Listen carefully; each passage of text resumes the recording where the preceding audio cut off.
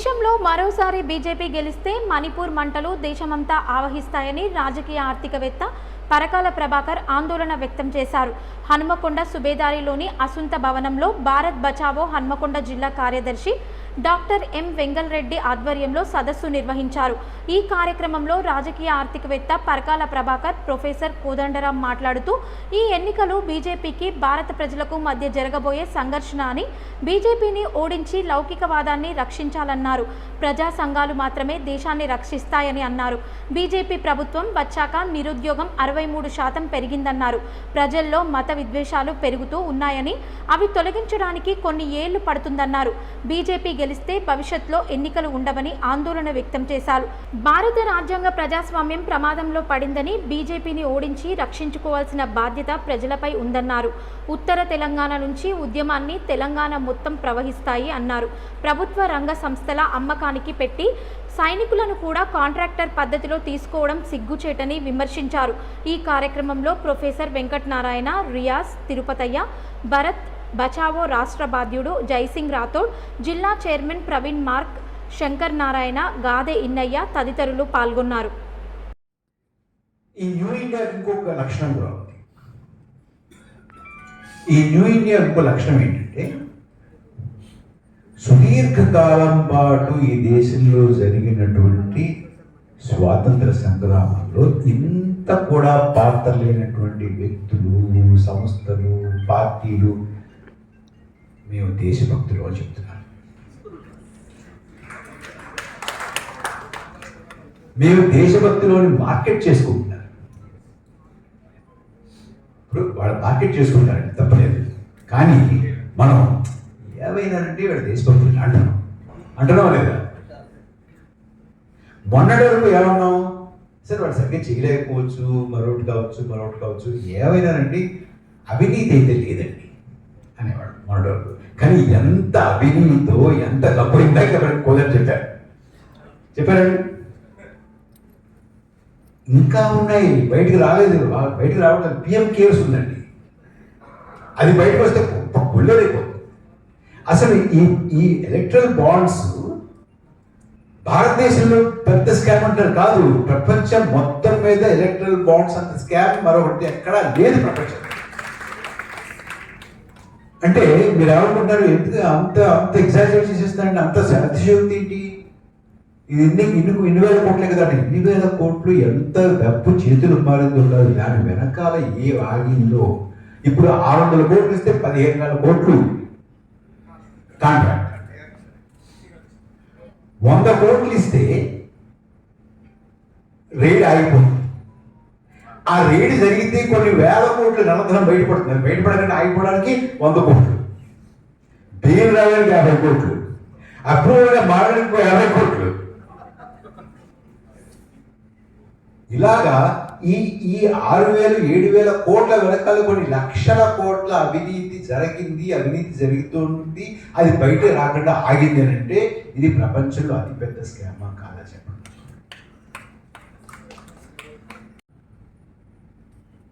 ఈ ఉద్యోగాలు కల్పించేటువంటి డబ్బున్న వాళ్ళని జాగ్రత్తగా చూసుకుంటే ఉద్యోగాలు కల్పిస్తారు అనుకున్నాడు ఆయన. అందుకే ఆయన జాగ్రత్తగా చూసుకుంటున్నాడు. కానీ మీరు కల్పించట్లేదు. ఆయన తప్ప అది ఏమండి? ఇంకోటి కూడా, ఇప్పుడు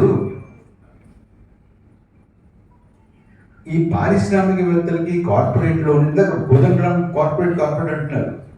ఈ కార్పొరేట్లో ఉన్న వాళ్ళని బాగా చూసుకుంటే వాడు ఉద్యోగాలు కల్పిస్తారని బాగా చూసుకుంటున్నాడు.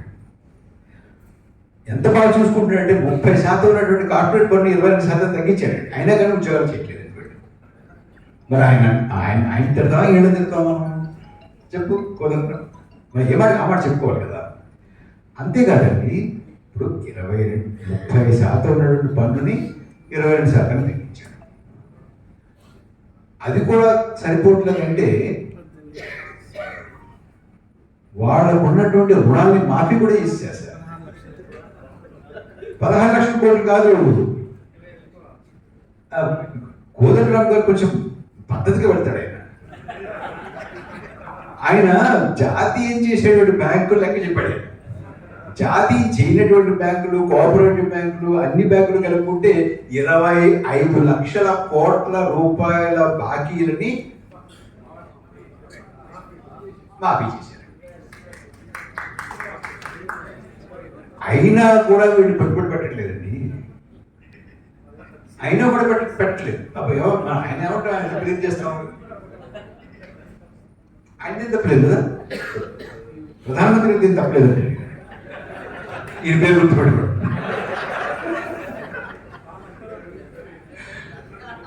ఓకే, ఇది కాక ఇలా పారిశ్రామికవేత్తల సదస్సులు పెట్టి ప్రధానమంత్రి గారు బొంబాయిలోను, కలకత్తాలోను, ఢిల్లీలోను, హైదరాబాద్లోను, బెంగళూరులోను, తిరువనంతపురంలోను సదస్సులు పెడతారండి. పెట్టి బతిమాలుతారు. పెట్టండి, పెట్టుబడి పెట్టండి. అది అక్కడ కూడా తక్కువ చేయాలి. పాపం పెట్టి దిగొచ్చి రిక్వెస్ట్ చేశాడు, పన్నులు తగ్గించాడు, రుణాలు మాఫీ చేశాడు. ఇంకేం చేయాలండి? బుల్లెట్ ట్రైన్ వేసాడు. ఇంకోటి కూడా చేసాడండి. పిఎల్ఐ అని ఒక స్కీమ్ ఉంది, ఐడియా ఉందా? ప్రొడక్షన్ లింక్డ్ ఇన్సెంటివ్స్ అని ఒక స్కీమ్ ఉందండి. అంటే కొన్ని రంగాల్లో మీరు ఉత్పత్తి చేస్తూ ఉంటే మీకు ప్రోత్సాహకాలు ఇస్తారు, ఇంకా ఎక్కువ డబ్బులు ఇస్తారు. తయారైపోయారు. ఈ 162 మంది ఇదివరకు లేరు. 2014 నాటికి మన దేశంలో ఉన్న బిలియనియర్ల సంఖ్య 50 మాత్రమే. 50 నుంచి అమాంతం వాళ్ళ సంఖ్య 162 పెరిగింది. ఈ 162 మంది దాదాపు దేశ సంపదలో వాళ్ళు ఒక 25% దాకా వాళ్ళు అనుభవిస్తూ ఉంటే, మరి 40% ఆస్తి వాళ్ళ చేతుల్లో ఉంది. దిగువన ఉన్నటువంటి 50% మంది ప్రజలు వాళ్ళు అనుభవిస్తున్నటువంటి ఆదాయం 6.5% అయితే ఆస్తి 15% లోపే ఉంది. అంటే ఇంతగా వ్యత్యాసాలు పెరిగిపోతున్నాయి. ఈ వ్యత్యాసాలు ప్రధానంగా మనం కనుక దృష్టి పెడితే, వ్యవసాయ రంగం పైన దృష్టి పెడితే, ప్రభుత్వం అనుసరించినటువంటి విధానాలు చాలా నష్టం చేసినాయి. మొట్టమొదటిగా ధరల పెరుగుదల అనేది చాలా ఆర్థికంగా మధ్యతరగతిని కానీ పేద వర్గాలను, ప్రత్యేకించి వ్యవసాయాన్ని పూర్తిగా నడ్డి విరిచేసి, వ్యవసాయ రంగంలో ఈ పెట్రోలు, డీజిల్ రేట్లు మాత్రమే కాదు, జిఎస్టి ధరలు కూడా పెరిగేసి, పన్ను కూడా పెరిగింది. మొత్తం మీద పెట్రోల్ పన్నులు కానీ, జిఎస్టి పన్నుల ద్వారా కానీ ప్రభుత్వం 58 లక్షల కోట్ల రూపాయలు ప్రజల నుంచి వసూలు చేస్తున్నారు. 58 లక్షల కోట్ల రూపాయలు వసూలు చేస్తున్నారు. ఈ వసూలు చేయటం వల్ల మన మీద విపరీతంగా భారం పడుతున్నారు. సబ్సిడీలు తగ్గించింది. ఎరువులకు ఉండే సబ్సిడీలను దాదాపు 40% తగ్గించారు. పంటలను, ధాన్యాన్ని కొనుగోలు చేయడానికి ఉపయోగించేటువంటి సొమ్మును దాదాపు 30% చొప్పున లెక్కన తగ్గించేసింది. అందుకని వ్యవసాయంలో మనకు ప్రధానంగా కనబడుతున్నది ఏంటంటే, ధరలు పెరిగినాయి, పెట్టుబడి పెరుగుతున్నది, కానీ ఆదాయం ఉండట్లేదు. మరి మోడీ గారేమో 2022 నాటికి మీ ఇన్కమ్ డబుల్ చేస్తా అని అన్నాడు, కానీ వాస్తవానికి 11% తగ్గిపోయింది ఆదాయం. ఈ ఆదాయం తగ్గిపోవటం ఒకవైపు అయితే, మరొక వైపు జరిగిన పరిణామం ఏంటంటే, నిరుద్యోగం చాలా తీవ్రంగా పెరిగిపోయింది. 2% ఉన్న నిరుద్యోగ రేటు 8%కి పెరిగింది. కేవలం నిరుద్యోగ రేటు పెరగటమే కాదు, ఉద్యోగ అవకాశాలు సన్నగిల్లుతున్నాయి. ముఖ్యంగా 18 నుంచి 29 ఏళ్ళు, 35 ఏళ్ళ వరకు ఉన్న నిరుద్యోగ రేట్ అనేది విపరీతంగా పెరిగిపోయింది. మన తెలంగాణ కనుక లెక్క తీసుకుంటే ప్రతి 4గురిలో ఒకరు నిరుద్యోగులే. ఎట్లా బతకాలనే తాపత్రయంలో ఉంటారు. ప్రభుత్వం ఏం చేసిందంటే, పబ్లిక్ రంగ సంస్థలన్నింటినీ మూసేసే ప్రయత్నంలో ఉన్నది. అక్కడ ఉపాధి అవకాశాలు లేవు. ప్రభుత్వంలో ఉన్న 30 లక్షల ఖాళీలను భర్తీ చేసే ప్రయత్నం చేయటం లేదు. ఇది ఒక పెద్ద సమస్య. ఇక మూడవ సమస్య ఎక్కడ వస్తున్నదంటే, చిన్న, సూక్ష్మ, మధ్య తరహా పరిశ్రమలు పెద్ద ఎత్తున మూతబడిపోతున్నాయి. దాదాపు 30% చొప్పున ఈ కంపెనీలు మూతబడిపోతున్నాయి అనేది అంచనా. అక్కడ కూడా ఉపాధి అవకాశాలు లేవు. ఇక బతకటం ఎట్లా అనేది ఇవాళ చాలా తీవ్రమైనటువంటి అంశం. ఆఖరికి సైన్యంలో కూడా ఉన్న ఉద్యోగాలను కాంట్రాక్ట్ ఉద్యోగాలుగా మార్చి పారేశారు. అగ్నివీర్ పేరుతో కాంట్రాక్ట్ ఉద్యోగులుగా మార్చి పారేశారు. ఇది వాళ్ళ దేశంలో ఇక్కడ ఉపాధి అవకాశాలు మనకు కలుగుతున్న ఉపాధి అవకాశాలు.